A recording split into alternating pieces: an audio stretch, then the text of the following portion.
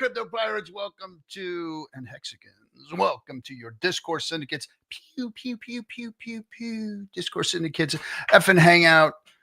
I am the captain, your Captain RG3, bringing it to you one more Friday night. Let's go and see what's going on. I hope everybody's happy and healthy. I sure am. I was running a little bit late, but looks like I made it right on time. I was enjoying life, and I decided I was not going to rush. I was not going to put myself in a position where I wasn't going to enjoy what I was enjoying. And yeah, so I ran a little behind, but it's all on time. A little disheveled, but good to go. How in the heck is everybody doing? Let's see. Let's see who's in here tonight. We've got Melf Tony. First and foremost, welcome, welcome. Good to have you, bro. As always, what a Hexican servant. Sandy Beach, my lady. Triplet Dad from MCR. MCR. Hanging out with us tonight. Let's see. The winners are also the Knicks. Happy Friday, everyone. Oh, yes. Basketball. My this weekend, I will be spending the weekend at basketball tournaments. My boy, they were undefeated, and now this weekend is a tournament, and we go either all weekend, one day, 2 days, whatever it is, depending upon when they lose. So it's one of those bracket things. So that's going to be cool. Always fun to get out with the kids and watch the sports. So I'll be doing that this weekend. Got to get up bright and early. Look, I didn't even shave. I was enjoying life so much. I usually I'd shower, I'd shave, put on a little cologne, make myself feel good before the show, but not tonight. I was literally outside enjoying one of the most amazing cigars I've ever had. Oof, but I won't talk about that. That's for a different show. What's up? Hey, Vets is here. What's happening, dude? Bang, bang, bang, bang, pew, pew. I don't have my guns anymore. They shut me down if I use my guns. So got to stay away from, oh, can I even say that? The G-ones. We're so gate kept in the crypto space. It doesn't even matter. We don't monetize because of that and because of the language and all that stuff. So, but I mean, I'd rather just get the word out than worry about, monetization or whatever. In the early days when the algorithms were good, and when we had that other platform for a little while and we were gifting, it was cool, and it helped to set up the studio and stuff at that time. So that was cool, but we don't get that anymore. Let me pull this over here. How do I? Oh wait, what's going on here? Nope, I don't want to do that. Why is this thing not? Here, let me fix this. Boom. There we go. And now, there we are. Now I can bring it over here so I'm not staring off into outer space. Okay. Keep going through here. So yes, Vets is here. Sandy Beach is here. Tam, my lady, welcome. Good to have you. Hello, our lovelies, she says. And who else? The three of you in the chat room anyway. Beached Whale, welcome again. I think we gotta get Beached Whale a band hammer. Beached Whale have a band hammer. What are you doing, RG3? I am just chilling, just enjoying life today. Got up, had a nice morning, and green candles, and taking care of the gym and getting all that stuff done, and just a good day all around. Waiting for the show. This show's nice and easy because there isn't a whole bunch of preparation. Obviously, we don't do that around here. I look at macroeconomics and what's going on today, and we kind of go with that. But what's up, William Dugan? What a brother, going to be fun in 6 months here on PulseChain. Yeah, I think we're going to be having a really good time. Really, really good time. There's some things going on that we should talk about that, are starting to rear their head. Even Richard tweeted about it today, about some of this legislation that's going through. Again, is DeFi at the table or on the table? You keep watching that. Keep watching that. Real billionaire boys, ahoy to you. Monaco bag coming soon. Yeah. Hexin SB. I'll catch up and reply Saturday walking the dog. Right on. And Robert Kelleher is in here. What's up, dude? How you doing? Good to see you too. All right, everybody. That's the chat room. Welcome. Glad to see you all again. Remember, this is your show for you to come in, join us, to talk about anything you want to talk about. Green candles, politics. Well, not politics, crypto politics. What you're doing in life. We like to talk about, becoming better Hexicans or becoming Hexicans, because that's what we do here is we make Hexicans. We've made a lot of Hexicans here on this show.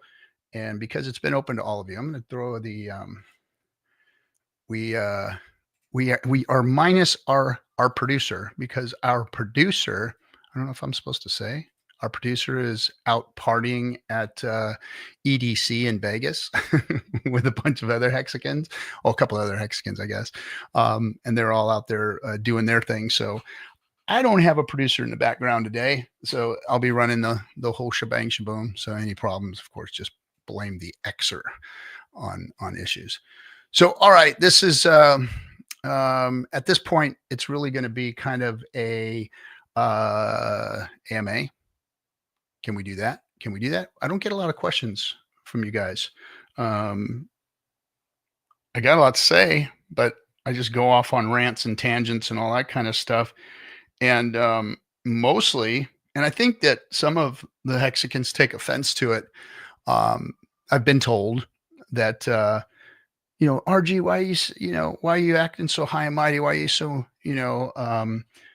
mean to the Hexicans and this and that and the other? I don't think I'm mean. I think sometimes when I get upset at how we act as a community or how we act, it's just because I want us to be better.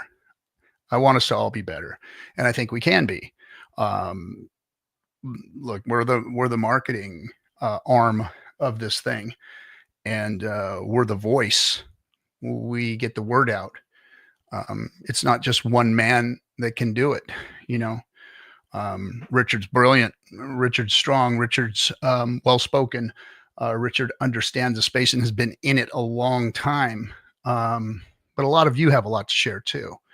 And, we need to not depend on just Richard to come in and throw it down and show everybody. We need to show everybody and continue to do so. Ghost the trolls, quit fighting with them, and literally just get out there and do our thing and do what it is that is bring your strength to the table and put it on display instead of trying to pull everybody else down.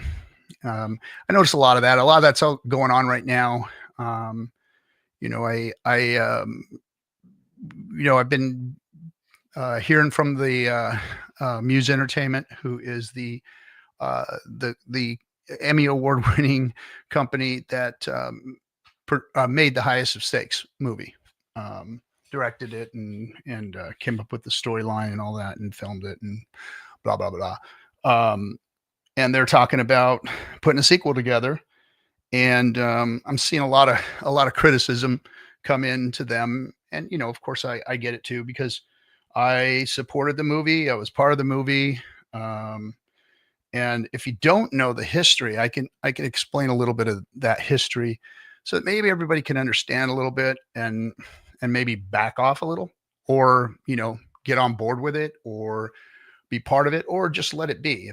If you don't like what was done, go out and do a better job and get it done yourself. We were out there doing our thing. We were, becoming a very loud community.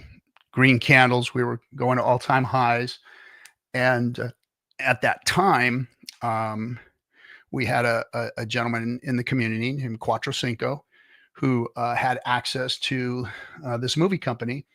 And he brought it to our attention and said, hey, got this movie company. They've won Emmys. I think that a story should be told here, and I'd like to introduce you to them. Would you be willing to um, talk to them? And we said, yeah. We said, yeah. And so we did. And our first meeting was, so we were out filming our music video with Freddie Quotes. Freddie asked us to all come out and do a music video with him, and we did. And maybe not our best moment, but it was kind of a spiking the football moment.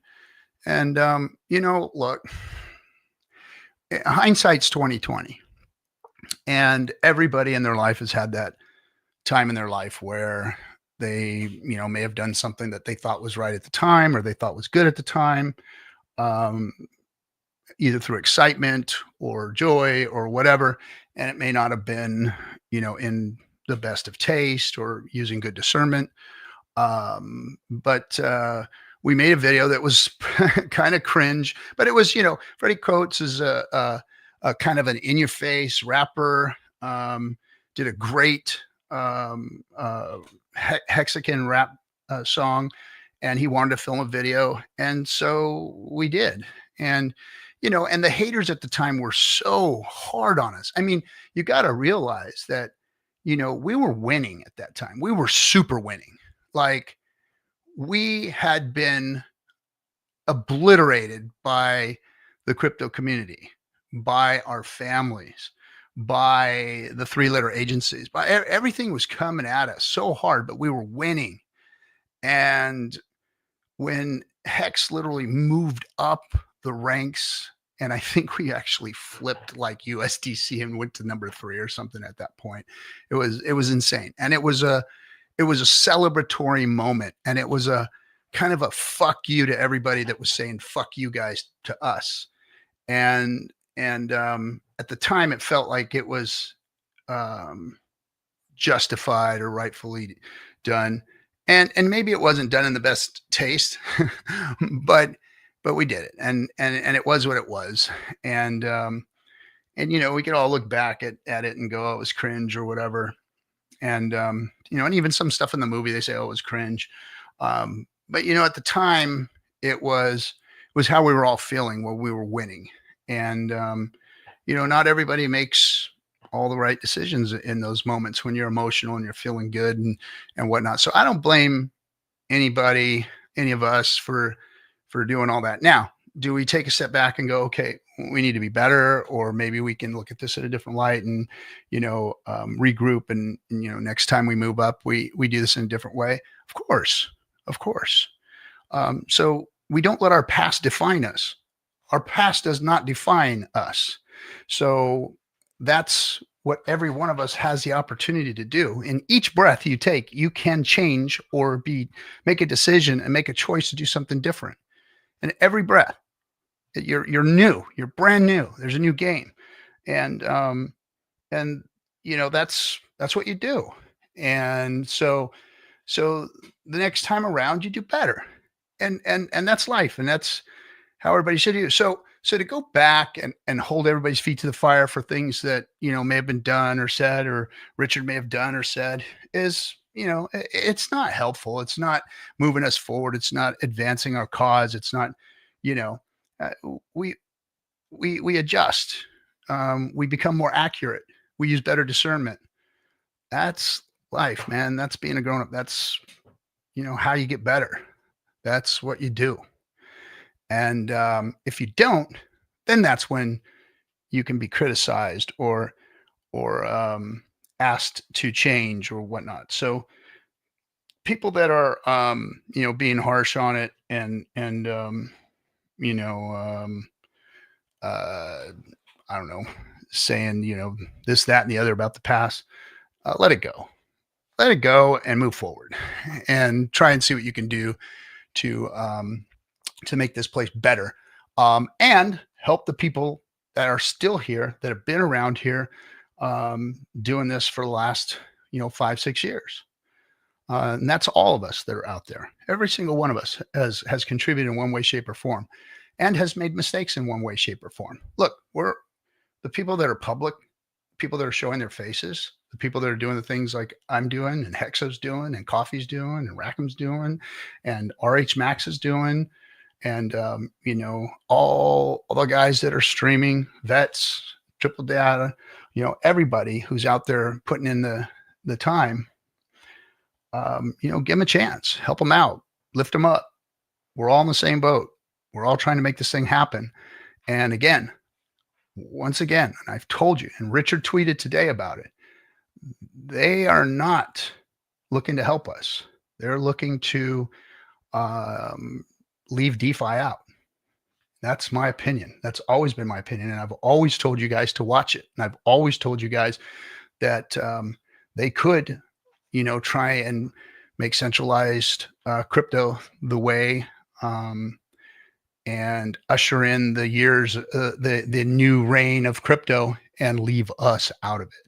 And we don't want that. We don't want that. So there's some questions in the chat. Let me go through it. Let's see. Let me throw this up there. I'll just read them. Robert says, pull that over. I will be thankful for more acceptance of this chain and seeing more people using it. I will be thankful for prices to be back at SAC rates too. Yeah, we will. We will. Oh, Mel's got a good question here, or a big question. I've seen so many streams about the red notice. What's your thoughts on it? Because it's the thing that's holding up our RH prices. Just asking. So, you know, another hurdle for us to get through. And, you know, that's, I know that everybody thinks that prices are being held down because of the red notice and whatnot. And more than likely, you know, it is. And that's something that we can't really, I know that there are things being done to request that be lifted. I don't know what the process is, but I know that there are things being done to try and get that changed. We'll see what happens. I don't think that's what's going to hold. I mean, look, we're moving. Candles are getting green. All of crypto's rising, and rising tide raises all ships. Ethereum moves, we start moving. Everybody's seeing that now, right? Hart's law is in effect. It is happening. We are going to move that way. Now, what's going to depend on us really moving, really spiking, getting those X's and you know, doubling up is Hex PulseChain becoming more popular, people understanding what Hex is about. Because look, that movement to upwards of 56 cents was because of Hex, just Hex. There wasn't no L1 attached to it. It was what Hex was, you know, and it was the staking feature. It was, everybody was excited about that. And I've actually seen Hexicans posting about how staking sucks now. That's not true. Staking is the same. Staking has now the APY has changed.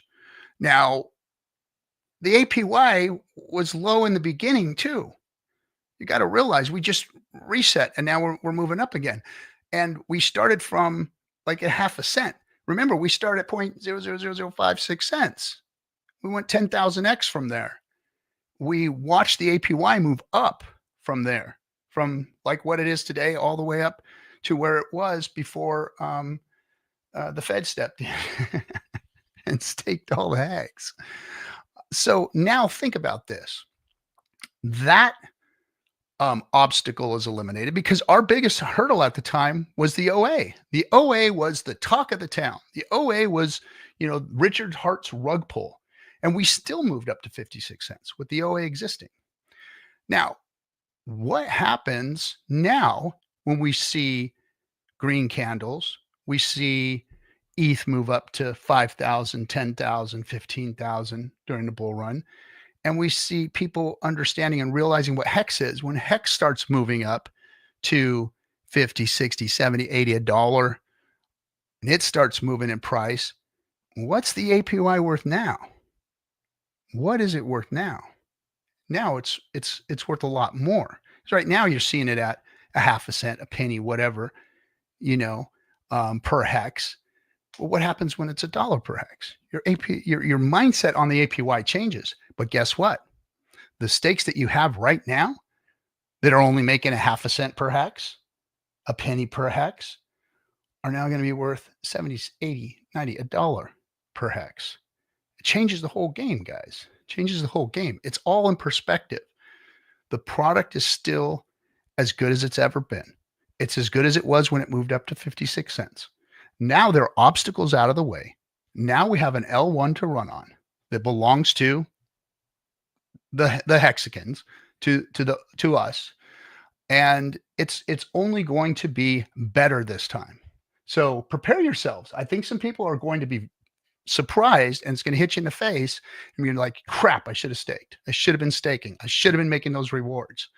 And for people to be out there telling folks not to do that is doing a disservice to the investors, because staking your hex is the best thing that you can do to go out there and generate yield.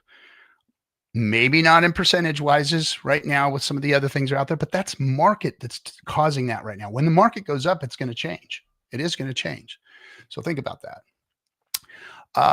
Let's see. So that, I'm sorry, that's my opinion on the red notice there, Melv. I think that it's going to be coming. Let's see what Ross says, buddy Ross. Let's see. Yeah, shut up and listen to the history. Listen, people. Wow, this is deep. I don't know if it's deep, but it's just the history. Look, if you don't look at your history, you're bound to repeat it. And here's something that I'm seeing in the world now. I hate doing this, but I have to, because you guys have to fucking learn. You have to learn this. You got to understand what's different today than what was going on in the past. And I'll be able to put some examples out there for you guys to look at. When I was a young man coming up, getting off the streets, going into the Marine Corps, getting a career, working it as a blue collar worker, having a family, all that kind of stuff. We didn't have social media and information available at our fingertips every single minute of every single second of every single day, right? So a lot of you were raised on the internet and raised with that information society. You have that information at your fingertips. And you look at a lot of us like, you guys are dumb, man. How come you didn't do this? Or how come you didn't do that? Or because we didn't have the fucking information like you guys have. We didn't have the ability to go out there and understand and learn and know everything that you guys know. Now, the flip side of that coin is that anybody can say anything to you, and you can believe whatever you want to believe based on your emotions. And that's the problem, is that if you feel a certain way, if you have emotions towards something, you can get anybody to tell you anything on the internet and gaslight the shit out of you, and you will believe that shit.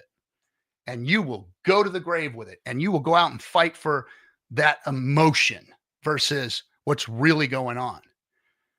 It's very, very hard. And I'm in a unique spot because I remember what the real world used to be like before this shit. I remember how we gathered information. I remembered how we looked at things. And yeah, we did have the wool pulled over our eyes on a lot of shit. But it's one thing to open your eyes. It's another thing to pop a bunch of fucking psychedelics on top of it and say, hey, this is the real world. Because that's what you motherfuckers are doing, is you guys are out there sucking up this information drug and letting it tell you what you want to hear and what you want to, what you want to feed your emotions with. And people need to use a little bit better discernment, look at history a little bit more, take a step back, relax a little bit, and try and figure out what's really going on, what's really true, and what's really happening versus all of the conspiracies and all the bullshit, all the rabbit holes that you could end up going down. I find myself doing it too because it's intriguing. It's wow, it's sometimes, and sometimes I have to take a step back and go, wait. I just got myself into, I got to back out of this hole and, take what I learned and back off and look at history and look at how things were and see where it's really going. And, yeah, that's what I'm seeing today. And some discernment and some chill is warranted these days. So thanks, Ross. William Dugan. Okay, let's see what William says.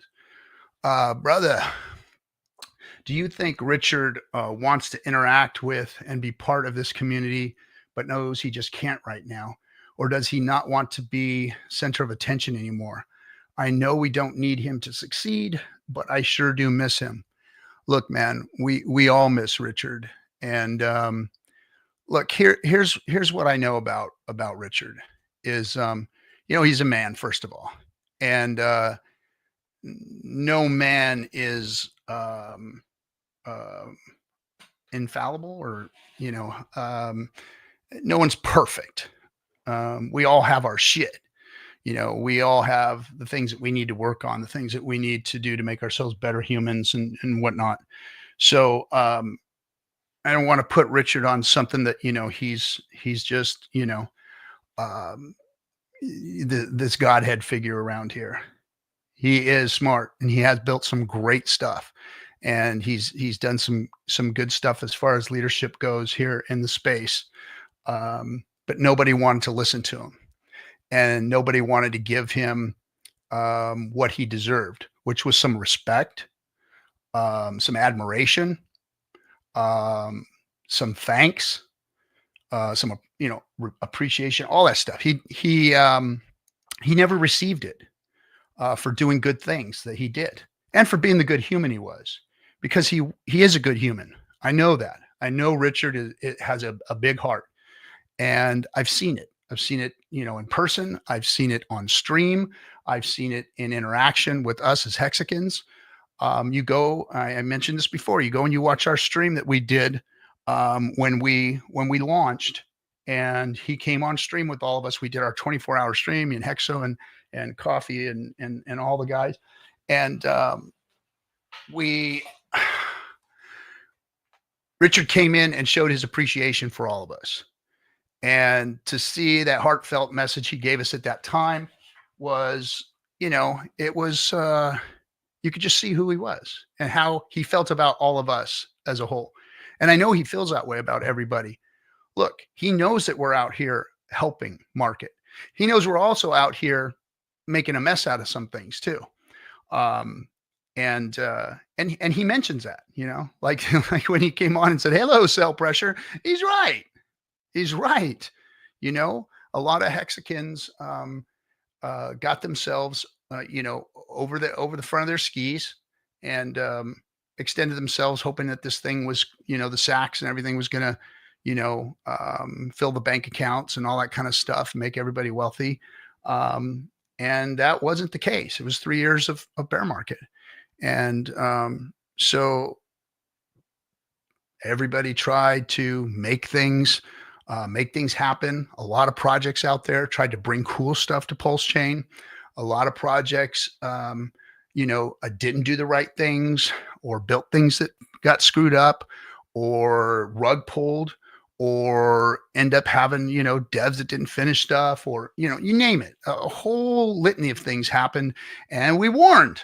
I told everybody that all of this stuff is suspect. All of this stuff is cutting edge of the cutting edge of the cutting edge stuff that you shouldn't be banking your freaking rent money on and getting involved if you can't afford to. And to get out there and talk shit about all that isn't helping the chain, isn't helping the marketing, isn't helping DeFi. And I know people have sour grapes, and people are upset. They may have gotten hurt. They may have not gotten what they want, or they may see other people that did do okay, and they're jealous, or they're angry, or they're upset, and they want to pull them down. But that's not a good look. It's not helping us. It's not going to help our cause. We all have to come together, and we all have to get out there and fight together for DeFi, because that is what's getting put on the table soon. So we need to do that. So my opinion, let me answer your question.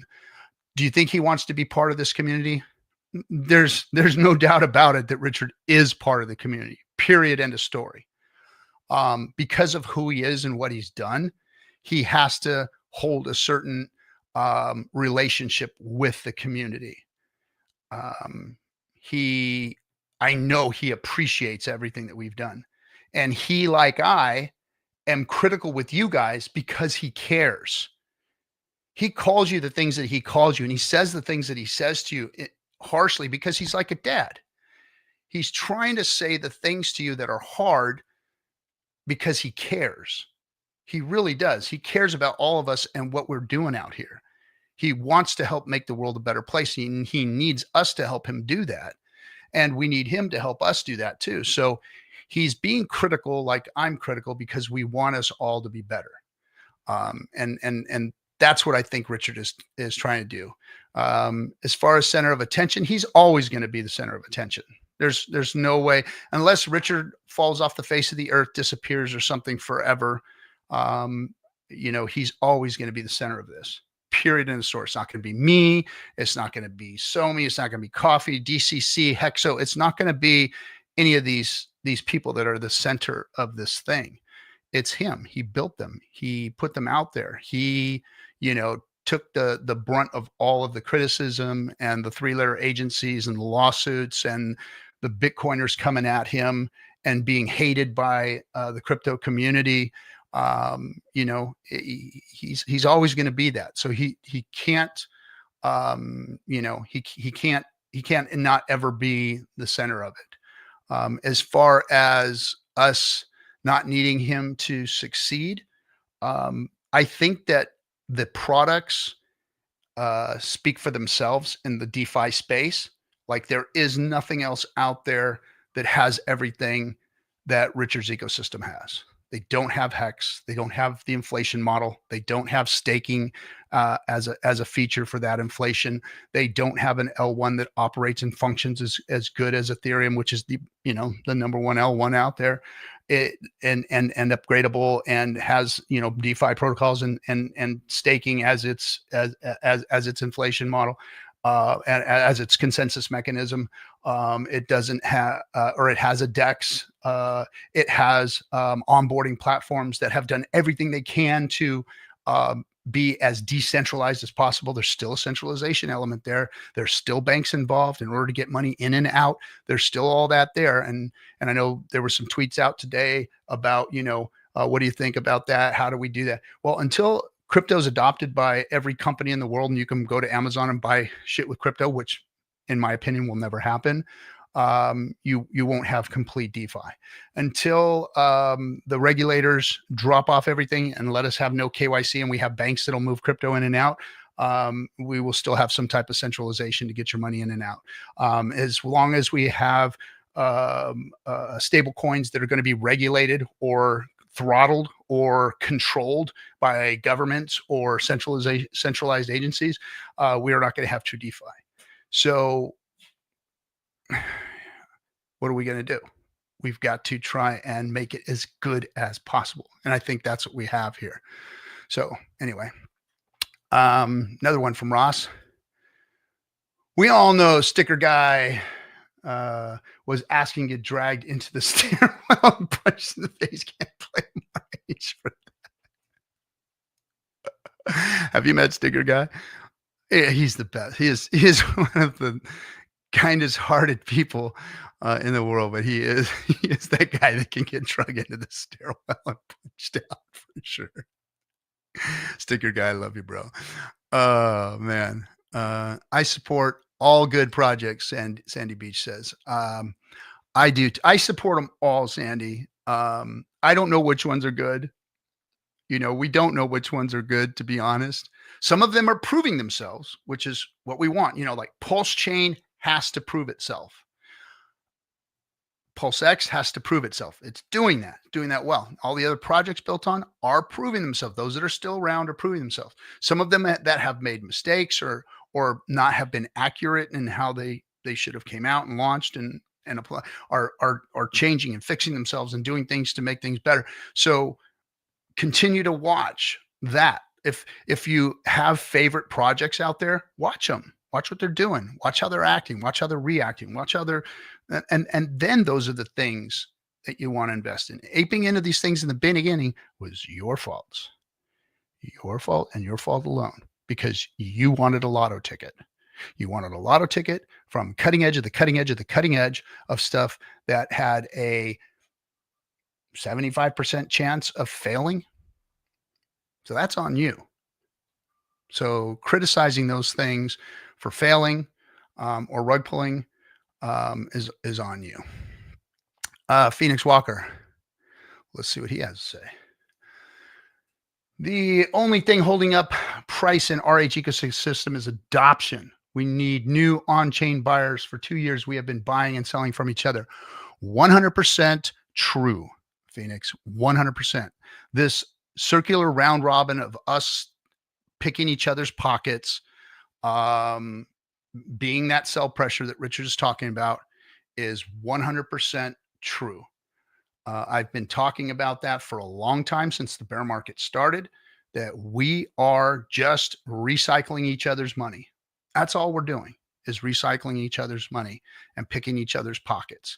And it's disgusting. But again, it's that analogy I give of, we had the rains come in the Kalahari Desert. If you've ever seen, those documentaries where the water comes and the lakes and all the animals are happy and the alligators are swimming in the lake and the wildebeests are drinking and the giraffes are drinking and the lions are drinking. They're all drinking together. Everybody's happy and things are, the grass is green and all of the wildebeests are eating and getting fat. And then the lake starts drying up. And as that lake starts drying up, everybody starts to get more angry, more hungry, more scared, and fighting each other for survival, until there's just one alligator, an elephant, and a lion, and everybody else is dying, hiding, or fighting for that last bit of water in the mud hole. And that's where we're at. And that's why we have what we have. So yes, I agree with you 100%, Phoenix. Let's see, another one. He says, ARG, only thing holding price adoption. Okay. Doubled up the question. Okay. So yeah, again, I do agree with you. We need new people. Now, what are we all doing? What am I doing? I am myself. I have decided, I'm always going to be here for the Hex community. I'm always going to be here in some way, shape, or form, no matter what, whether it's putting on an event once a year, continuing to stream, maybe streaming a lot less, who knows. Comes a point where I'm going to have to, step away, take a break, enjoy life a lot more than just looking at crypto all the time and being involved in crypto all the time. I've shored my life up. I'm taking care of the things I need to take care of, my family, my businesses, all the things that I have going on. My involvement in the community, I'm doing the things necessary that I need for the future. And I'm planning for the next bear market. I'm not planning for this bull market. My bull market plan have been done before the bear came. I was prepared.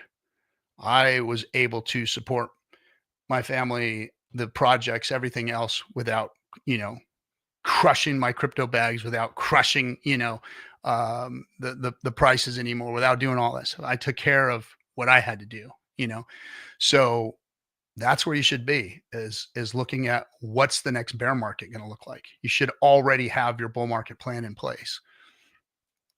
Let's see. I'm telling you, Bitcoin is at 103,000. Love it. I love it. Go Bitcoin. Oh, Ross got another one. Let's see here. RG, with the instant regret after pulling instant regret after one of my comments up. Okay. Nah, dude, you always bring it hard sometimes, but I like that about you. I've always liked that about you. Sandy says she is super gullible. Well, we need that too. We need that. Hey, Chaztown, what's happening? Okay, let's check this out. So, hey, brother man, hopefully I didn't miss the question if already asked, but what are your thoughts on the Genius Act? Oh, and by the way, staked on baking. Is it baking or banking? Staked and bank. Oh, baking 100. Yes. That's what we should be doing, is being staked and using that to pump your bags, because every half a penny you make today could be $1.50, $2, $3, $5, $10 in the future. Just remember that. Again, delayed gratification, and what you make today. Um, okay, I got a stake. It's only making, 3 hex a day. That's only a penny and a half. Well, what if it's $10 and you were making $25 a day or whatever? Think about it in those terms. That's how you should be looking at your stakes, not what they're valued at right now, because you don't need them right now. You don't need a 3-year, 5-year, 10-year stake today. You need it in 10 years from now. You need that to be growing until then. Look, we put 10-year stakes, 15-year stakes away, knowing that in the future, they were going to be what they were going to be. We were hoping that by then we'd see $50, $100, $1,000 hex, that kind of stuff. So when I'm making, a stake that's making a few hex a day, and that hex is 0.00000056 cents, I wasn't looking at that value that was coming in. I was looking at what that 10-year stake was actually producing over the time period and what it could be in the future. And that's how you're supposed to be looking at it. Now, there is risk there. There is the risk of it not being $5, $10, of it just being a nickel, a penny, or whatever. Of course that exists. That's part of the game. But you gotta, hope for the best, plan for the worst. And that's the best way to do it versus chasing stuff. So let me throw that down. Greylock, love this community. Thanks, bro. Yeah, let's hope he doesn't go the way of Balliot Bran. Bran, oh my goodness. Oh, cool. We got somebody in the green room. I'm gonna bring him up. Hold on a second. Fear leads to vampirism. Yeah, it does. It does in a way. Ross, tell us more about the swimming pool that Rackham called you out on. Sounds interesting. I built a swimming pool. That's all. Built a swimming pool in my backyard, and I've been, I've lived here for 20 years, and family deserved a swimming pool, so I put a swimming pool in a couple of years ago, and it was a rather nice swimming pool, and we love it, we enjoy it, and that was, my family's well-deserved gains from the 6 years of work that we put in, the years of traveling the world, the years of making the movie, all the stuff that my family paid for. I did that for them. That was their gift for giving me up for all that time, and having to put up with all the shit that we've put up with, death threats, you name it, doxings, hackers, 3-letter agencies, people knocking on my door a day or two before Christmas to serve papers, all that shit, my family went through that. So I put a swimming pool in the backyard for them. Let's see. And how much hex did you sell for it? Just kidding, of course. I'll sell hex. Who should debate and claim the 1 mm debate bounty? The 1 million bounty. Somebody good.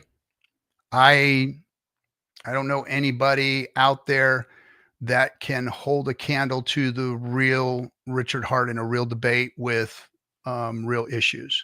I've only seen idiots try and debate him with just, horrible information, horrible understanding. There were a few that had good, points, but usually when there wasn't some kind of weird fight going on, when they weren't trying to insult Richard, it was good conversations. And just pay 2,500 e-hex for a slice of pizza. Don't do that. Let's recruit Charles Hoskinson. Charles is a dode. I don't think Charles really understands. I think Charles is an opportunist. I think Charles I don't think Charles is worthy, to be completely honest. He has his opinion and his thing, and that's all he ever is going to, be part of. I don't know. Charles isn't my favorite person these days. I haven't liked the things that I've seen come out of his mouth, and the things that he's gotten emotional about tells me I kind of know where he stands. So anyway. All right. So I'm going to bring up our guest because he hasn't been around for a while, but he always brings good conversation.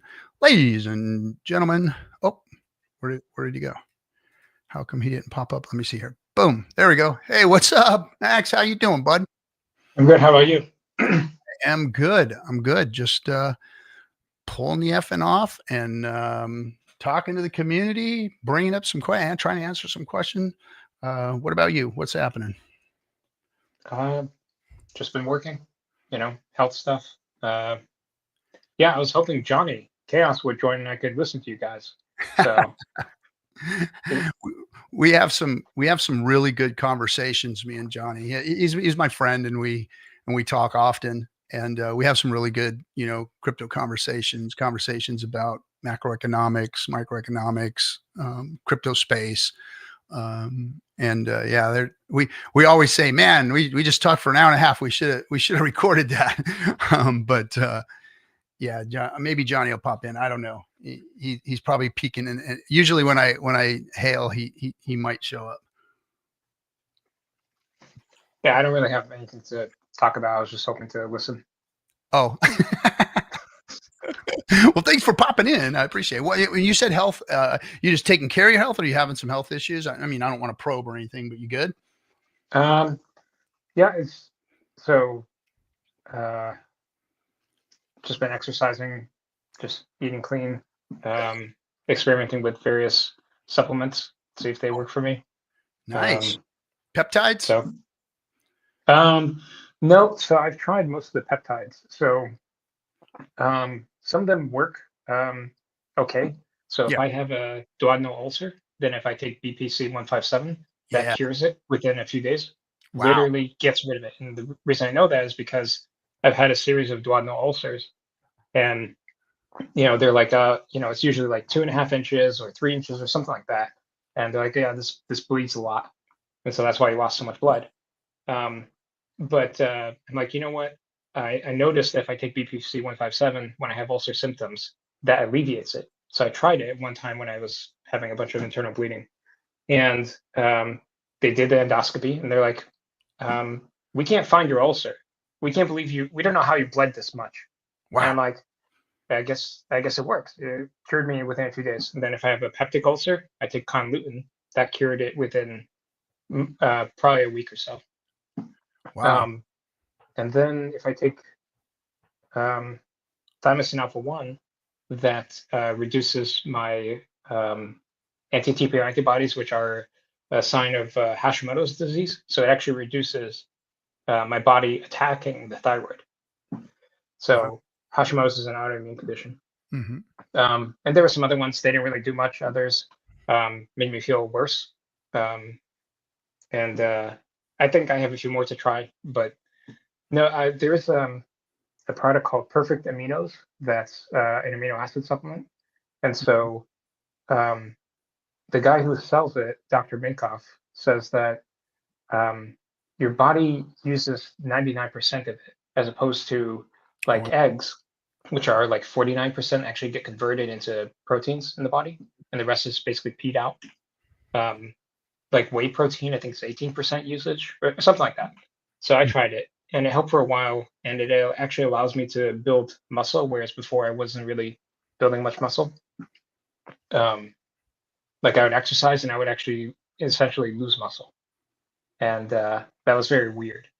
But it might be because I had a microbiome test that showed my bacteria in my gut are basically eating my amino acids instead of me using them. Yeah, it's interesting. You bring up a good point. Something that I've been, kind of looking at is, it's really about when I was in the health and wellness industry, as far as, I was marketing a lot of different products that I started learning, a lot about bioavailability and, what that meant. And, when we look at our food supply and, we go all the way back. I mean, obviously we live a lot longer than, our cave ancestors did, and they died from a lot of different things, other than some of the pitfalls that we face versus the pitfalls that they faced. But their health in general was a little different until of course, processed foods came out, and production farming, corporate farming, all those things, depleting the soils, taking all the minerals and vitamins and the amino acids and things out of our foods. Food processing, also eliminating more and more of those things that we needed. So all these autoimmune diseases, all these things started popping up, and of course the drug industry went wild on trying to treat those things, when in all actuality what we needed was better nutrition, better access. Our bodies needed better access to what you're talking about, which is amino acids. And when you look at what a peptide is just amino acids broke down, which the amino acids are basically the keys to all the locks in your body to open up and allow the nutrients to go into and your body to perform optimally.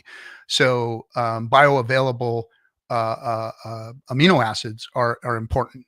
And that's all of these things that we're seeing. Our body just needs those keys to unlock the cells, and insulin is one of those perfect examples of that base function, which is the insulin is unlocks the cells so that the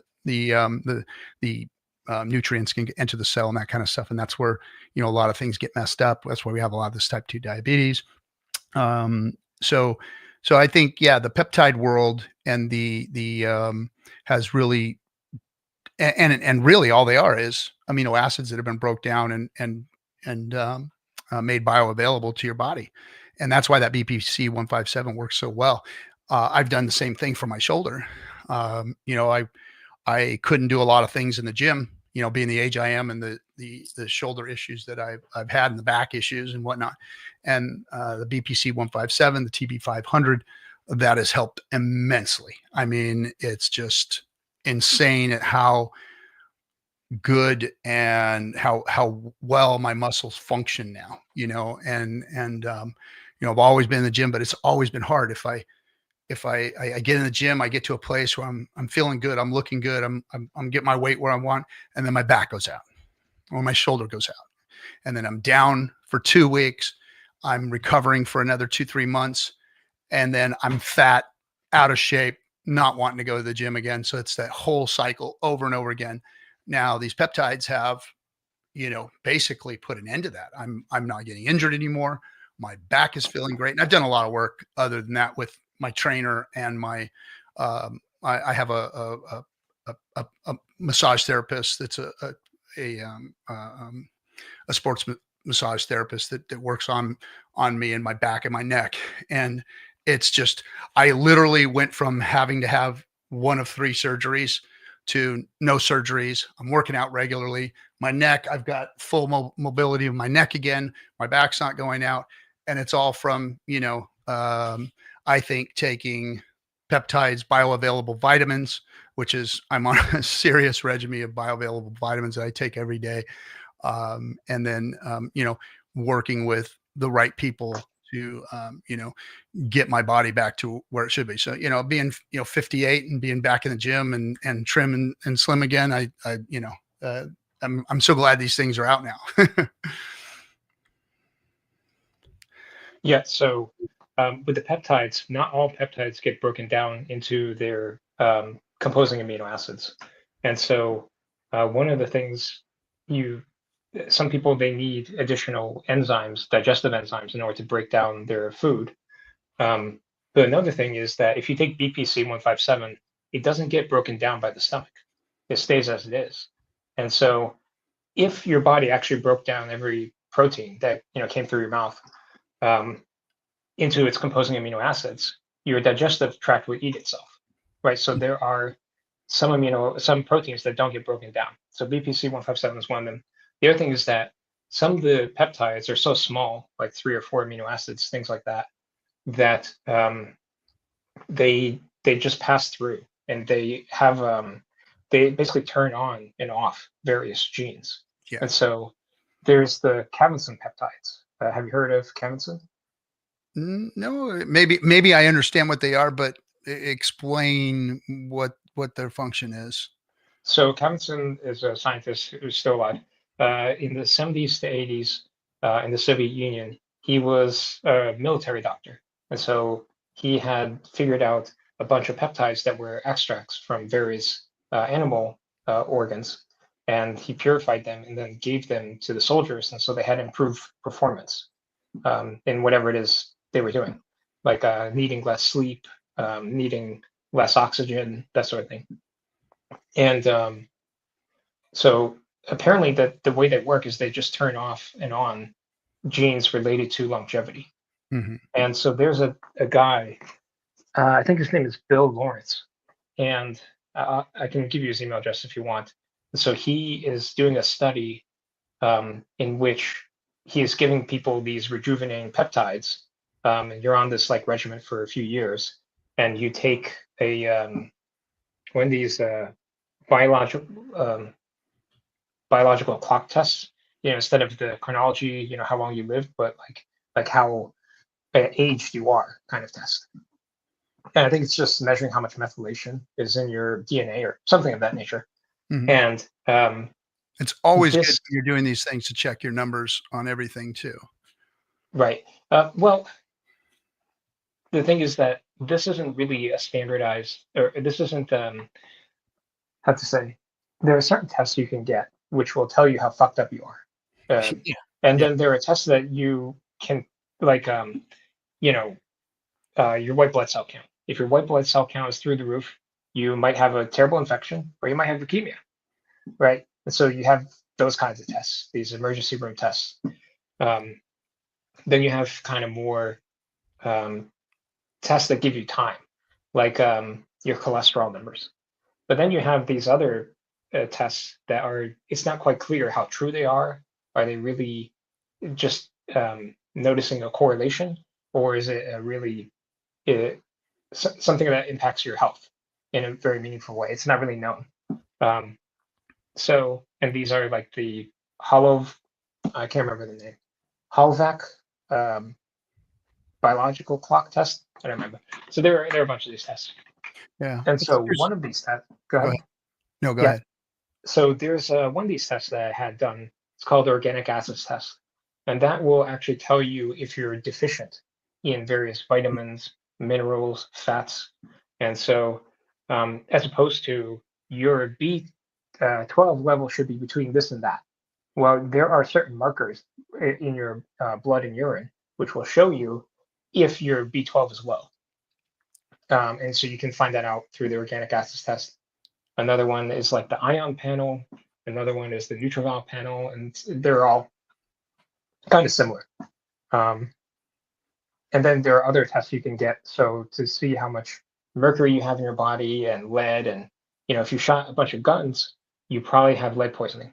And everyone in the United States who is alive today has lead poisoning because of the lead that was added to gasoline that got in the air, that got into the food.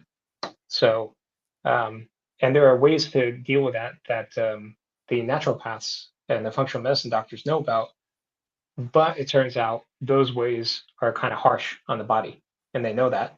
But there are other ways to deal with it, which they don't really know about, like emeramide.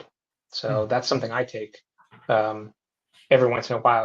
If I eat fish, I'll either have emeramide before or after, because what happens with mercury is it gets deposited in your fat, and one of the biggest sources of fat is actually the brain. Besides like the abdominal fat or fat in your butt or whatever, it's the brain. And so the guy who invented emeramide, Boyd Haley, he believes that Alzheimer's disease is caused by mercury poisoning. Don't know how true it is. That and sugars and how it, if you're in ketosis, your body creates sugars that your brain needs versus the sugars that we get in carbohydrates and food. And they say that the burning of these bad sugars is what also causes this brain fog, along with, mercury and these heavy metals and stuff that, like you said, get deposited in the brain and, can cause these Alzheimer's symptoms and Alzheimer's itself. So yeah, there's a whole bunch to it. And my, I always like to, there's a lot of rabbit holes, and there's a lot of, new things out there that are being done and developed, and this guy says this and this guy says that. And I think that, the way my approach to even health, as my approach to crypto, my approach to life, is a kind of a macro view of everything. It's like, okay, what are the things that are affecting this? Gut health is important. So what are you doing to create better gut health? What are you doing to eat the best food that you can? What are you doing with the things that are coming out now? Are you trying them? Are you utilizing them to try and change your numbers, to try and make yourself healthier? It's all these things, because let's face it, longevity and, human beings living to 150 isn't here yet. They're working on it. They're trying. So what do you do, if that doesn't come for another 25, 30 years, what do you do in the meantime? I'm going to be pretty old come that time. So I'm doing everything I can within reason, and within risk, to take care of my health. For instance, I lost my father and my grandfather on, both sides to heart attacks. So I'm regularly checked. I keep an eye on, what's going on with my circulatory system, my heart. Getting ready to go in for another test here soon, because that's my risk factor. I also, iron, my body does not need iron. The iron will eventually start ruining the organs in my body if I don't keep it in check. So I have to be careful what I eat. Making sure that I'm not getting too much iron, and because my body doesn't need it. Where some people are deficient in iron, my body creates more iron than is necessary. It's just a genetic, thing. I had some genetic tests done also to check on all that stuff. So yeah, I do the things that I need to do to try and, keep myself, as healthy as possible, until they figure out how to magically make us all live a lot longer. So for the sugar, if you're in ketosis, I don't believe the body actually will be burning sugars. Like, it depends if how much sugar they're eating, but the thing is that your When body you need can. sugar for your brain to function, you need sugar, and I forget what it's called, but it's when you're in ketosis, your body is burning a different substance. But it's not sugar. It's It's not ketone. sugar. Ketones. Yeah. So Yeah, ketones yeah, are but what your that's not body. sugar. What's that? But that's not sugar. The thing is that ketones, I believe, are aldehydes, and your body, it's a type of fat. Your body can convert that into Krebs cycle intermediates. That cycle But that much actually more produces ATP. efficiently than regular sugars or carbohydrates, refined sugars or carbohydrates. What do you mean by efficiently? Well, your body doesn't burn sugars as efficiently for food for the brain as it does ketones. But what does efficiency mean in this case? Mm, Like ATP that's byproducts. produced? So here's the best way I can explain it in layman's terms versus getting all technical from the things I've heard and read. If you're burning bad fuel, dirty fuel, you have more byproduct. If you're burning clean fuel, you have less byproduct. And that's what I was talking about, that they've said that a body that's not using ketones for fuel for the brain, that is using carbohydrates and refined sugars and those for the brain, for whatever it has to synthesize for the brain, is not burning as efficiently as ketones burn. So it's a cheaper fuel, basically, Yeah. without getting scientific and goofy geeky on it. You know what I mean? Well, I know that ketones can be converted into Krebs cycle intermediates through beta oxidation. So one thing that people learn in biology class is that you can convert glucose into, ATP, right? But what they don't teach you, and they teach you in functional medicine, is that you can convert amino acids and fats also into ATP. And so people think amino acids make proteins, therefore they can only make proteins. Wrong. They can also make Krebs cycle intermediates to make energy. The fats can also make energy. So here's what's important for everybody to understand. What is it that you need to do to make sure your body is doing that? What's the right diet? And the thing is, the right diet for you isn't the right diet for me, right? So you need to figure out what's right for you. And I know I feel a lot better eating certain types of fats and certain types of proteins versus eating fruits. And I feel okay with vegetables. Any amount of vegetables is fine with me. So yeah, exactly. Also, go ahead. No, and that's what I'm saying is that you need to like lay it out for people. So it's like, okay, what can you do that's best for you and your body? And that's, how you feel, making sure you're eating the right types of foods, making sure you understand, how your body functions, how your body works, and what types of foods are, not only supplying, just because you look good on the outside doesn't mean that your brain's not getting rotted from what it is that you're eating, so that's what people need to understand is like, what's working best for them. What system of foods and nutrients are you putting in your body that are making you optimal, that are giving you the best health results? Yeah. And for your heart, like what measurements or tests do you have done to make sure your heart is, good? And also what measurements do you have that like you have too much iron, and what do you do to try to make sure you don't have you have too much iron? So I do what do they call the I do is it chelation they call when you remove the heavy metals? Oh no, it's when you remove that's chelation. bodies. So I do that every year or so. I do some fasting. Hold on, is it EDTA chelation? Or do you know what type of chelation it is? I couldn't tell you. I have my doctor. She gives me what I take. I do like a week or two long, or actually it's a month long regimen of products that I take. And then, it's over with. It's kind of like a fast and I take this product and it's supposed to take the heavy metals out of my body. I get regular iron tests. So I keep an eye on my iron, because they say, which markers? Eventually, what's that? Which markers do they specifically measure for the iron test? I couldn't tell you. Okay. You know what I'm saying? I do what I can. I see that the numbers that I'm coming in, I'll ask my doctor, my iron numbers are good. And he said, yep, they're within normal range. And that's all I go by. I don't get too deep into exactly what they're doing. But so far everything's worked out good. I don't have any organs that are malfunctioning at this point, or, they say that, this can hurt your liver and hurt your kidneys later on down the road, also can affect your heart, that kind of stuff. Well, there's a movie called The Widowmaker where they found the highest correlation in the various studies with heart attack isn't actually smoking. That's like 60% correlated, but it's like 90% with blocked coronary arteries. And so the way to test for that is with a coronary calcium CT. So that's my next one. So I did ultrasound. I had some ultrasounds done where they didn't come out good a few years back, and now they're better. And now I'm going to go do the calcium test.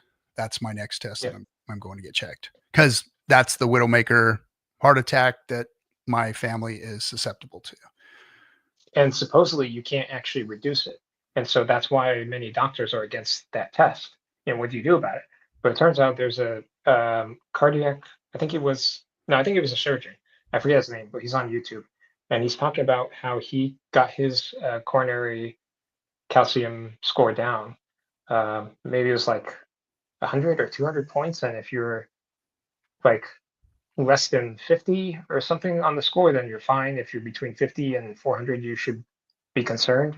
And if you're greater than 400, you're eventually going to have a heart attack or something like that. And so he took some various vitamins, and he takes like a statin and some other stuff. I haven't had that test done. I've had a full body MRI though.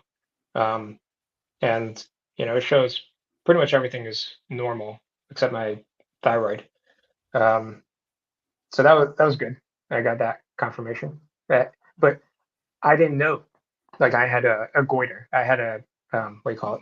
A Oh, biopsy done because we saw a mass on the thyroid, and they're like, oh yeah, it's not cancerous. I'm like, all right, what is it? Well, it's a goiter. It's just a growth. It, why? Why does it do that? yeah. They're like, well, maybe you have iodine deficiency. So I take some iodine. It doesn't affect anything, and it doesn't affect the goiter, and I can't sleep because if you have too much iodine, it doesn't let you sleep. So I take some selenium, doesn't do anything, and then eventually I figure out. I suspect I know what's happening. Is I have a Teflon-related poisoning or some fluorine poisoning, and that's interfering. Fluorine is in the same period as iodine. And it's getting treated as if it's iodine. It's not functioning properly. So my body grows more thyroid tissue. It'll grow the thyroid tissue. It's a goiter. So thankfully, my thyroid numbers are actually still normal, except that my body keeps attacking the thyroid. So, um, and then as far as iron stuff goes, so I have a tendency to have low iron. And eventually, what I figured out, which something that very few people, maybe 3 other people that I know of, actually have figured this out. In my case, if I eat foods containing a lot of oxalates, like spinach or chocolate or potato chips, that oxalate interferes with my ferritin, my body to store iron, in this case, ferritin. So my ferritin is low. When my ferritin is low and the oxalates are high, I feel tired all the time. I can't really think that well. And so what I ended up figuring out through various experiments and herbalists and other people I worked with is if I take Shashendra berry, that gets rid of the oxalates, and I end up having kidney stones. The most common kidney stones are oxalate and phosphate, and so the Shashendra berry, it's thought to increase iron if you're deficient. Sorry, it's thought to decrease iron if you're deficient, but apparently it's having more of a regulating effect. If you have too much, it reduces it. If you have too little, it increases it. And so I've been experimenting with anything related to kidney stones, various herbs. And so it turns out that the oxalates are just making me tired and making me certain chemicals will cause me to have an ulcer. That's why I was kept mentioning ulcers before. That's another weird thing, like artificial scents, like Febreze air fresheners. If I get exposed to that, I will have an ulcer eventually, and I'll have internal bleeding. So I just gotta not get exposed to that. But in any case, that might be useful, like Shashendra berry. That's another berry you may want to look into. Regulate the iron. I'll have to check into Yep. that. And So again, like everybody, has their shit. It's like everybody's got to, do that. Now, what do you think about, being somebody that has ulcers, and you've probably had them for most of your life, or at some point in your life they popped up and they, continue to move through your life or whatever. What do you say about the stress issue, or they say people who worry, they give themselves ulcers. What's your take on that? And have you seen how it affects you, or is that something that you have demystified, or what? So stress is a very generic term, right? There are many different kinds of stress. Oh yeah. Doctors will say, if you ask a doctor, when I'm exercising, is that stressful? Well, your body's under stress. Okay. So Yeah. when people, this Going is to the why gym is when you stress. say again, And going to the gym is stress. right. That releases Exercise is cortisol. That, stress. yeah. Eating too much is stress. Yeah. Having arguments with your spouse is stress, etc. I've had various kinds of stress, and it hasn't, as far as like typical stresses that people have, and it hasn't impacted my ulcer situation. I've had exposures to artificial scents, and that causes the ulcers in my case. The weird thing is that, so there was a doctor, I think it was Australian, and it was thought back in the 80s or 90s or something like that, very recently, that stress is what causes ulcers and also possibly spicy foods. And then I think they added NSAIDs to that list, and alcohol, Mm. if you drink too much alcohol. But then he didn't think that that was a very reasonable explanation. He thought that certain bacteria caused it, in this case, H. pylori. And the thing is that he ended up winning a Nobel Prize because no one would believe him that this caused ulcers. So he drank a bunch of H. pylori. He got an ulcer. He went through the treatment, and then other people replicated the study, and then they're like, "Oh yeah, I guess it does cause ulcers." And like for years, he was trying to convince. The reason why no one believed him is because when they searched for this H. pylori in the various samples, they found it everywhere. So they're like, well, this can't be the cause because it's obviously a contamination. And so this is just one of those weird things in science where if you look surface deep, you'll say, oh, H. pylori causes ulcers. That's not the full story. What ends up happening is something like, depending on the various statistics, it's like between 30 and 80% of people sampled where they sample randomly. Supposedly, if they actually sample randomly. There's all sorts of biases everywhere. So a lot of science today is garbage. Anyways, let's just assume it's right. 38% of people actually have H. pylori. Well, ulcers aren't actually that common. So where are all the people why doesn't 30 to 80% of the population have ulcers? Well, the functional medicine doctors believe that H. pylori is actually commensal bacteria. So there are certain bacteria there in your gut that are probably beneficial and stay beneficial. There are bacteria that are almost always disastrous if they grow to any reasonable population size. And then there are the ones in the middle, in this case, commensal bacteria. And they believe H. pylori is a commensal bacteria. And the reason why some people get ulcers with H. pylori, and other people don't get ulcers but have H. pylori, is because you have many parts of your immune system. So one of them is called secretory immunoglobulin A. It's this one. It's this. If you have allergies, it's called IgE mediation. So pollen, you breathe some pollen in, you start sneezing or whatever. That's part of your immune system that gets activated. That you can reduce the IgE cascade with what we call Claritin or some other anti-allergy medicine. But anyways, there's another one part of the immune system, SIG-A.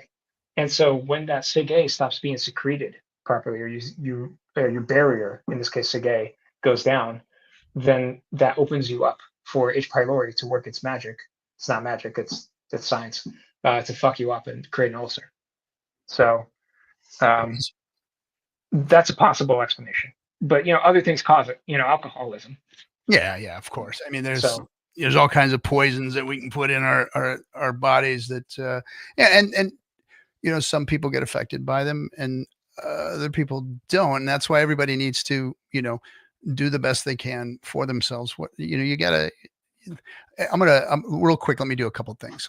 First, I want to throw this out there. Everybody, that's the link to come in. Anybody wants to come in and change the conversation or, anything, that's fine. I love talking about health. I love talking about wealth. I love talking about crypto, everything here, with the Hexicans. So good conversation. There was another one I wanted to throw up here. Donald has been commenting. I wanted to talk about this real quick. So Donald says, everyone study biochemistry so you don't fall prey to all the wrong information out there. Hint, the popular stuff is all dead wrong. We're at war with every industry. Act accordingly. Now, I opened up the show talking about the information age, what information was available to us when I was younger versus all the information that's available today. I mean, are you a biologist, Max? What do you mean? I study biology. I read biology books. I read medical textbooks. Okay. But I've experimented on myself. So okay. I'm telling you from my experience, and I qualify everything that I say. I'm not saying I'm 100% right about it. You speak today like a top scientist, biologist back in the 70s would be speaking, probably even less educated than you are today. And you've probably, you took some college classes and now you've self-educated and worked on yourself. And on a regular basis, you have information at your fingertips that is teaching you, what's going on, and you're experimenting with your body. You're grabbing things that are available to you and you're trying to make things work, which is, completely different than human beings have had it in the past. So with that, what I'm trying to say, to answer to what Donald was talking about is, nothing out there is 100% wrong, and nothing out there is 100% right. There's a lot of information out there, just like in the crypto space, and buyer beware. I'm telling everybody to use discernment, learn who you are and what works and what doesn't work for you, and do the best you can, because I think that's, all we can do. And, the information that's out there today has turned us all into like instant experts. The human being is getting so much smarter and so overloaded with information, that it's, to the common person, it can be very dangerous out there. It can be very confusing. It can even be depressing. So, go out there at your pace, do what's best for you, try and make the things work that work for yourself. And, again, be careful of everything that's out there, because not all of this stuff is true.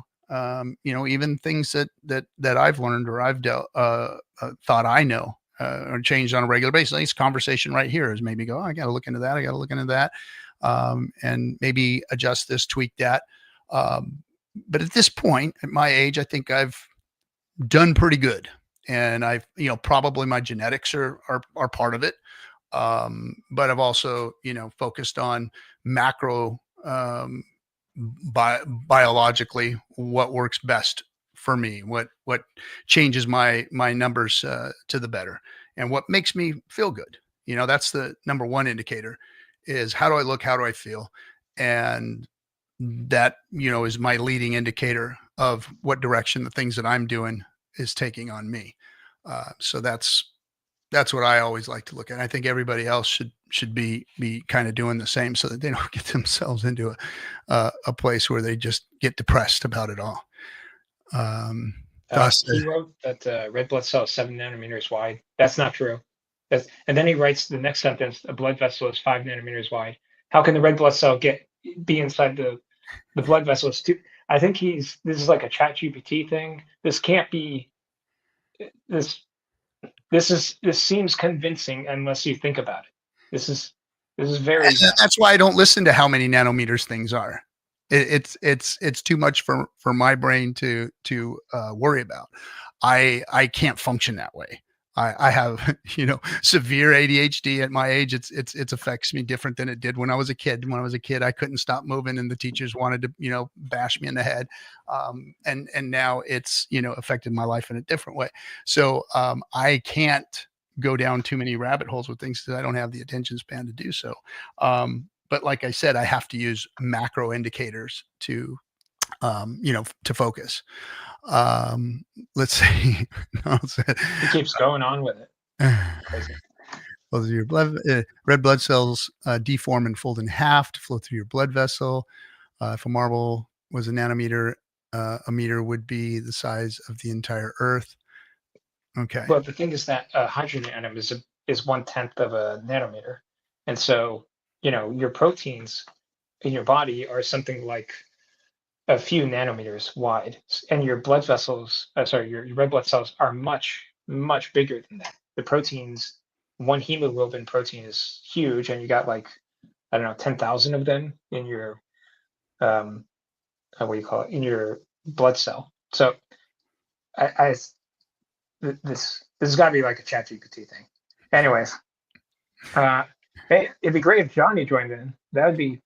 Yeah. He always comes up with very interesting, weird ways of thinking that I haven't thought. Yeah, Johnny's a thinker, that's for sure. He gets it. He gets it. So yeah, I don't know. He's probably busy. I'm not sure Johnny's going to show up. He's probably busy. Somebody's probably calling him right now. Oh, So anyway, What's that?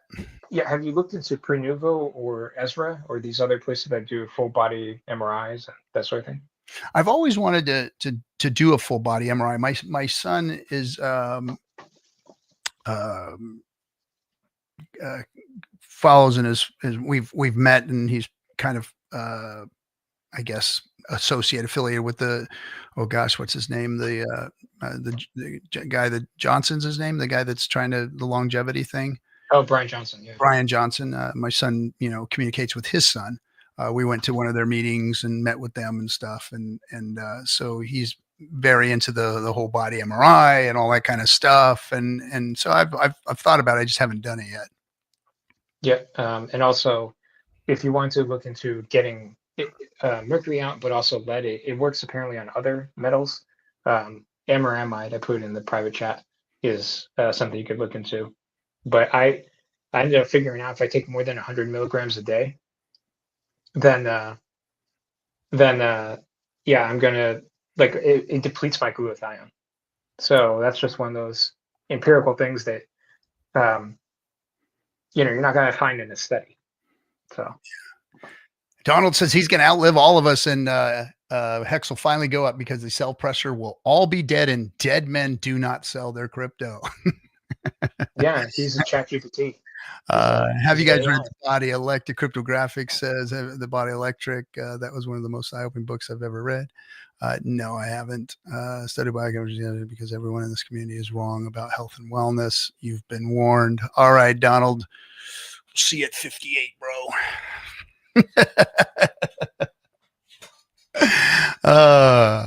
Good job, man. What else has been going on this week in the let's move back to crypto so we don't bore everybody the hell out of everything with the health stuff. Take care of yourself, Hexicans. Do your best. Feel good. Do what you can to feel good. Watch technology as it comes out, and hey, experiment with things that maybe are working. I don't know. You do have to go get yourself checked out. You should do everything you can to look at your levels and what's going on with you. If you got problems, go look at those. And there's so much information out there. I feel so concerned and sorry for everybody out there because there's so much misinformation, disinformation, no information, conspiracy theories and bull crap out there. And we're all susceptible to it because, hey, we all want to live longer. We all want to feel better. And especially when you get older, when you guys get to be, 50, 55, 60 years old, you're really going to start looking at your health and wanting to change it. Because there was, I forget, I think it was Think and Grow Rich was a book.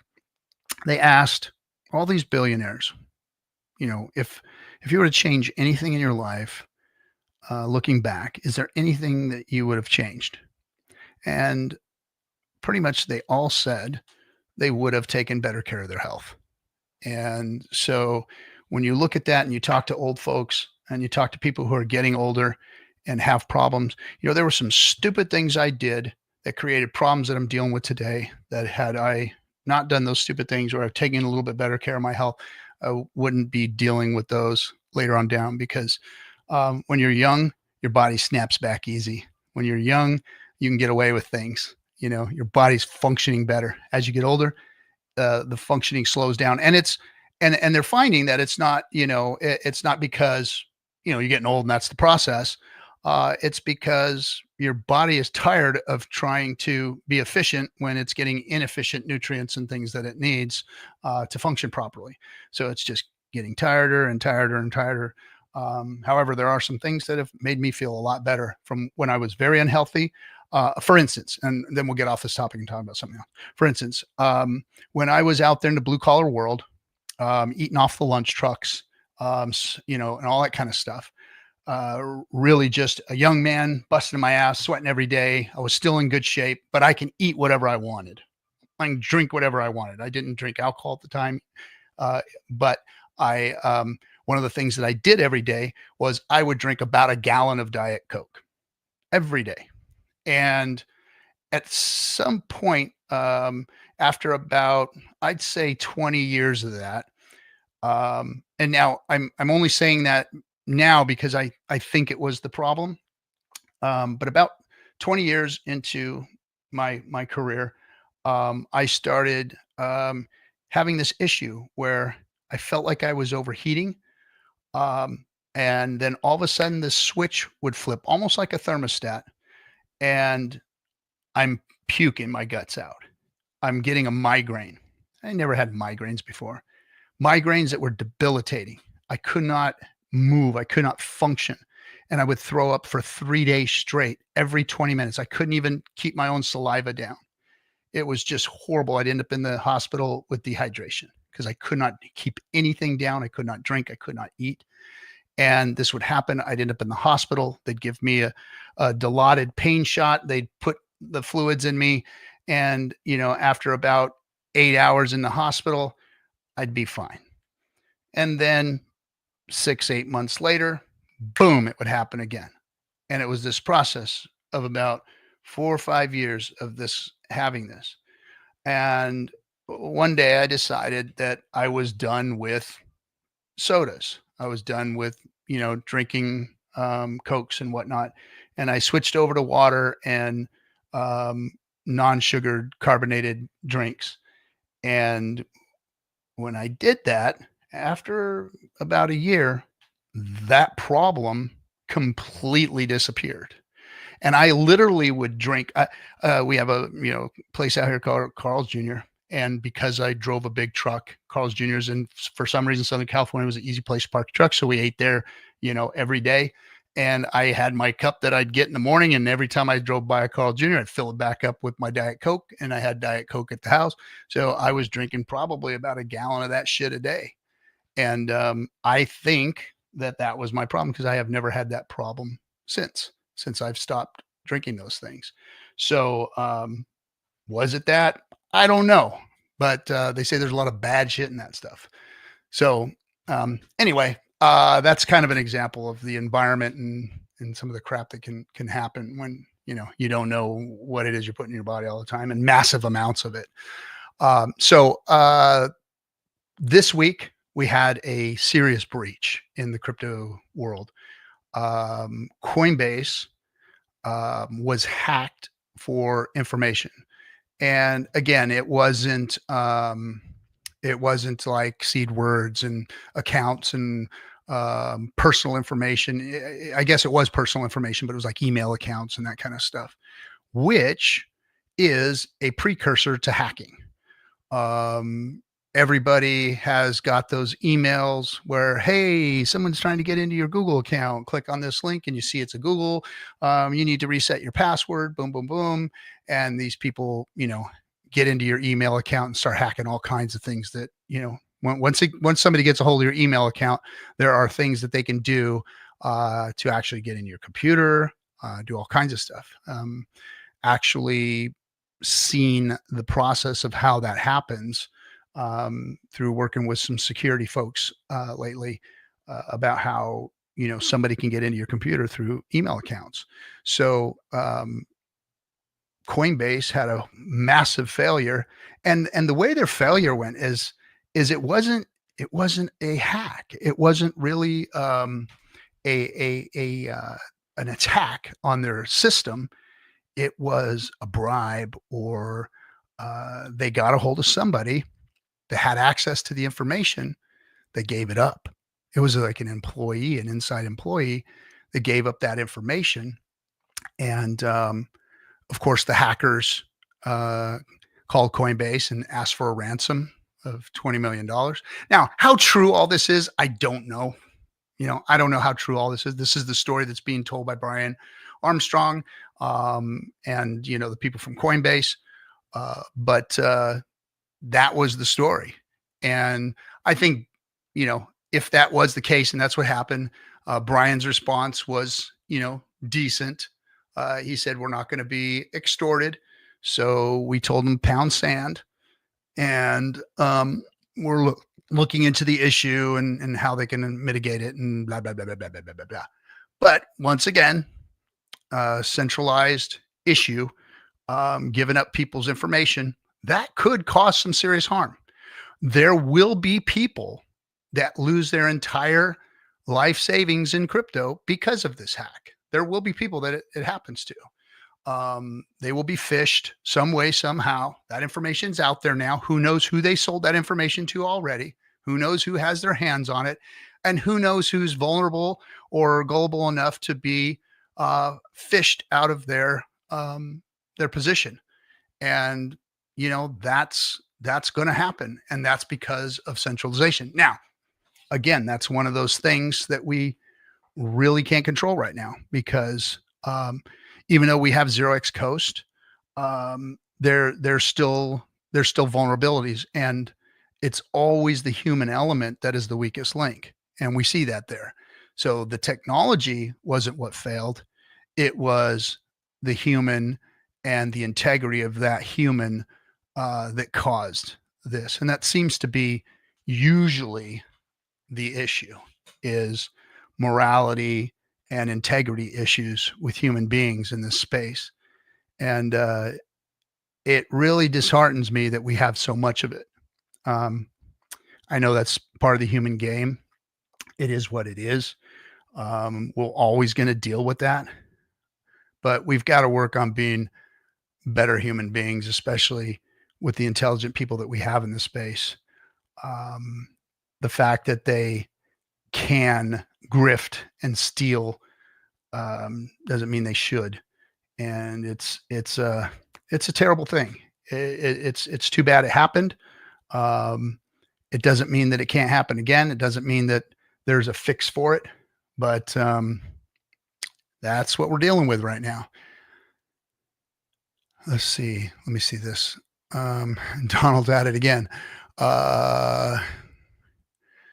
Good evening, Hexico, RH Max. What's up? RH Max in the house. You guys go, if you don't subscribe to RH Max, you need to be subscribing to him. He is of the best of us. He's putting on online conferences and just crushing it out there, putting out daily streams, in the know, has the information. If you really want to get the information and have your finger on the pulse of what's going on in this ecosystem, you guys need to be checking out RH Max. We're being feminized. Oh, Donald. You better put an oil filter in your car, like everyone does. You better do it. I really hate that narrative. I really, really hate that narrative. I've never heard. I thought an oil filter was. What are they talking about? I don't know where he's getting that from. Every car has an oil filter. What's... It's I don't even want to give it any credence. Yeah. Anyway, civil debate and discussion is going to take our entire community to Valhalla. Big up to you, sir. Yep, that is a good comment, Donald. I like that one. Yes, RH is a man with good discernment, and he has a rational thought process, and he keeps a lot of the emotion out of his conversations, and I really like that about him. Like I said, he is of the best of us. I don't have that skill. I wear my emotions on my sleeve. I am not that guy. I'm the guy that, yeah, that's not me. Let's see.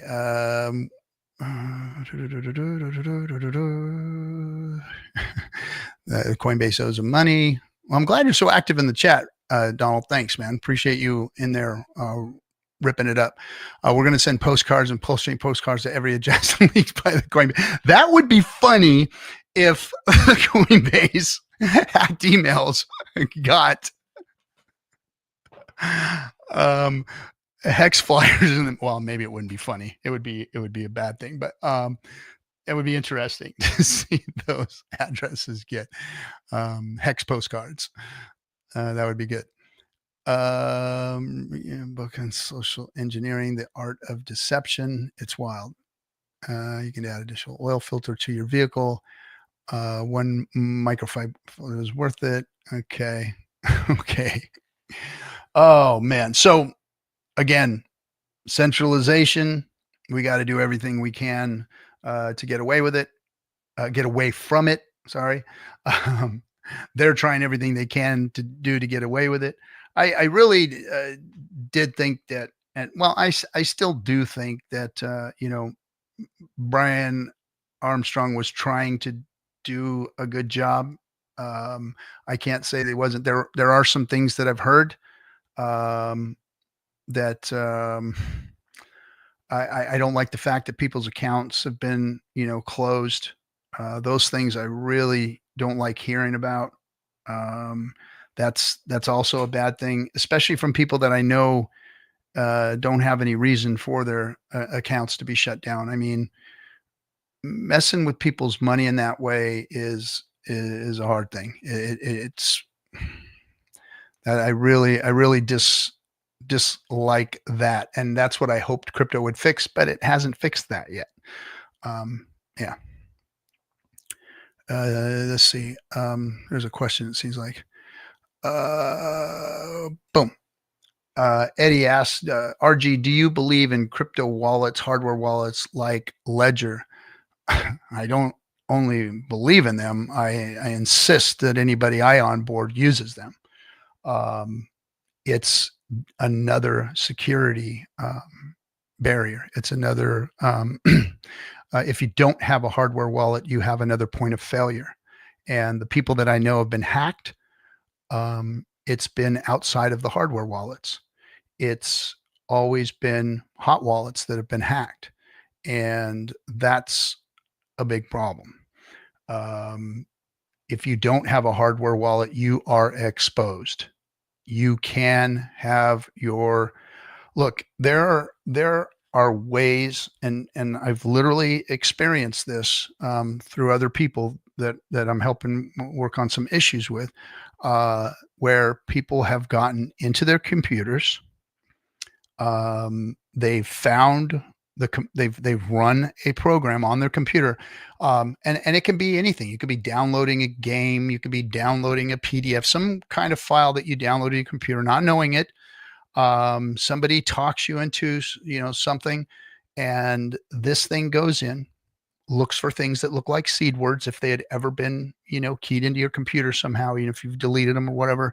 It finds them, it grabs those keywords instantly and runs a wallet drainer. It literally goes in and drains everything out of that wallet, and it happens instantly. It's you don't even know it's happening, and you wake up or you turn around or you open your wallet and it's gone.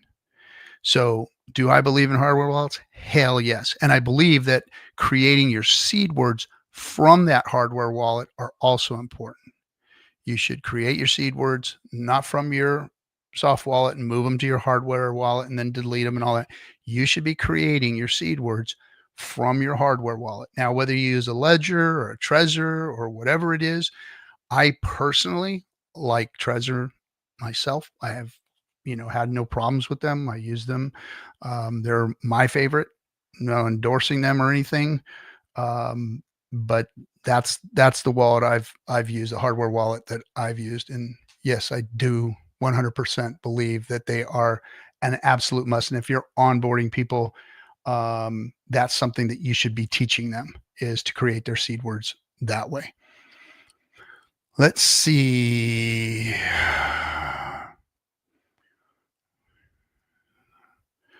Okay, he's talking about Brian. Consider a Trezor. Yes, I believe the same thing with the Trezor. The newest ledgers are a no-go. The old ones are fine. So there's a lot of things like I don't like the Bluetooth action on some of these things. So if you have Bluetooth action on them, that to me is not I think that's another attack vector or another point of failure. I like just a good old hardware wallet. And like I said, Trezor hasn't failed in that, for me anyway, in that case. And I haven't seen it fail. Now I've heard of people can get a hold of the device and hack into them. I haven't seen proof of that. I've just heard rumor of that. So, whether or not that's a thing, I don't know, and I've, heard of it happening, but, I've never seen, anything real on that. So, but, eliminating as many attack vectors as you can, eliminating as much centralization as we can. Look, crypto sucks. I'm sorry. I have to say it. Crypto sucks. It's, it's our greatest hope to fix the financial system. but it's not ready for prime time. And, you know, self-custodying your wallet is the greatest thing ever, and it's the worst thing ever. You having control of it and control, you know, how you utilize and what you do with it is the greatest thing ever, and it's the worst thing ever, because you're going to make mistakes. There's going to be problems, and you know, self-custody is a great thing, but it's a bitch too. And there, like I said, crypto sucks. It's just not ready for prime time. I mean, I'm an advocate. I hope that I'm not going to sit here and say that, you know, we're going to change the world, you know, soon with this. I think we have a long way to go before crypto fixes the things that woe us as a society. We have a lot of other things we need to work on first. There are a lot of things out there that need to be worked on first. This is not the thing that's going to get fixed first. We have a lot of other issues on top of, you know, what we're dealing with out here in the financial space. And, you know, the things that crypto was supposed to fix and supposed to help in the finance world, it hasn't done so.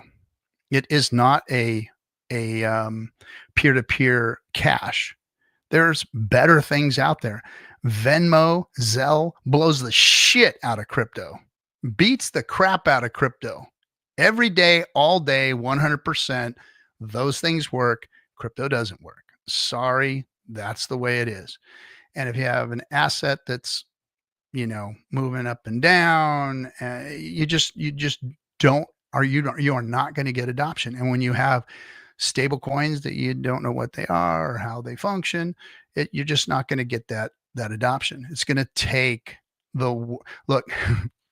We've got this very small niche community of crypto bros. Now, you're expecting the whole real world to just start, you know, trusting a whole bunch of guys sitting in their basement, eating Hot Pockets and jerking off all day long. And as far as our financial future goes, not going to happen. Now, do they think there's money to be made here? Do they think there's a grift? Yes. And that's what we're seeing.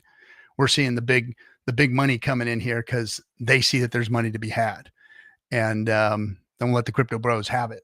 But as far as changing things and saving the world, that's delusional right now. I think that we have a great system here with what Richard's built, but it's all not ready for prime time yet. Let's see who we got here. Donald is crushing the the chat room. Let's see. You get neither. You prefer safety over dangerous freedom. You'll get, if you prefer safety over dangerous freedom, you'll get neither. Yeah. Join us or get left behind. And your users your users here to thrive. I'm missing some of the things you're saying. You're going too quick there, Donald.